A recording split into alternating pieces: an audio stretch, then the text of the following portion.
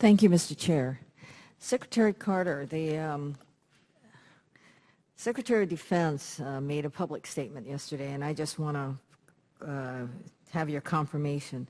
He said that the $487 billion reduction over the next decade is to satisfy the initial caps of the BCA. And I've been always asking, what is the 487? So it is to satisfy the caps that's contained in the BCA. Is that correct? Correct. So what we're now talking about, since we know that that's taken care of, is the impact of sequestration.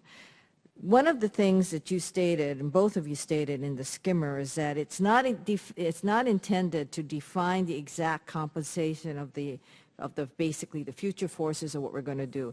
It's sort of, I think you used the word, a decision space faced by the department, and it's going to guide you. One of the areas that it's also going to guide is in the QDR. And that, of course, is what many of us are looking at to see what the view is into the future. Now, how does the QDR and what you intend to do with the, as you state for it in the skimmer, because the QDR, of course, comes from the department originally, how is that going to interface with that which we have done in terms of the NDAAs? For example, we have said no BRAC, and one of the proposals is a potential BRAC. We have said no civilian furloughs, if assuming that goes through. And one of the things that's very obvious from all of this is that we may be faced with that. So can you tell me how we are going to play and what we do with the NDAA into not only how you view the skimmer working forward, but also the QDR? Absolutely. The same people who did the skimmer, the senior leadership of the department, will do the QDR, so it'll be informed by the skimmer.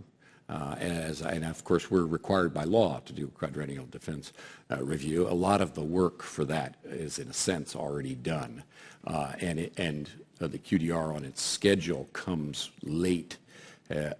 We will probably have pretty close to finalize the next budget by that time.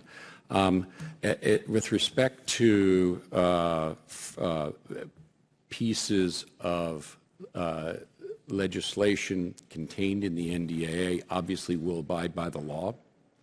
Where we think that change is required, we'll ask for it.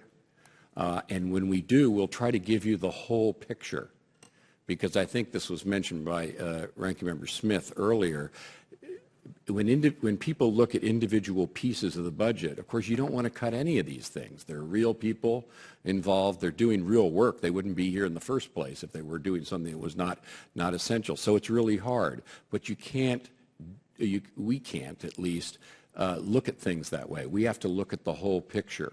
And so we may indeed come back to you and say, when we've looked at the whole picture, we need to take this step. I think BRAC is an example of that.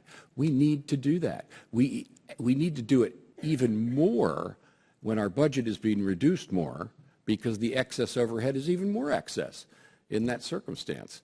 So we need that authority. Otherwise, we're going to end up taking only tooth and not tail. I understand that, but of course you will also face from us on this side the fact that the BRACs don't pencil out for maybe 16 years down the road, and the joint basing hasn't exactly worked the way it has. But in addition to that, on page 13 of your testimony, both of you say, to meet these severe caps in the long term, the skimmer examined two illustrative strategic options.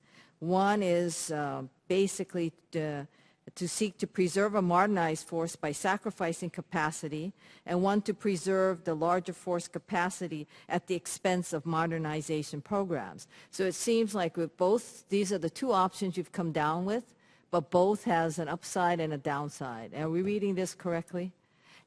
Exactly, yes.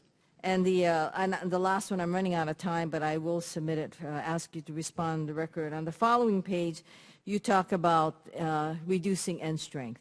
And it's severe for Army. It may shrink from 490,000 to between 380 and 450.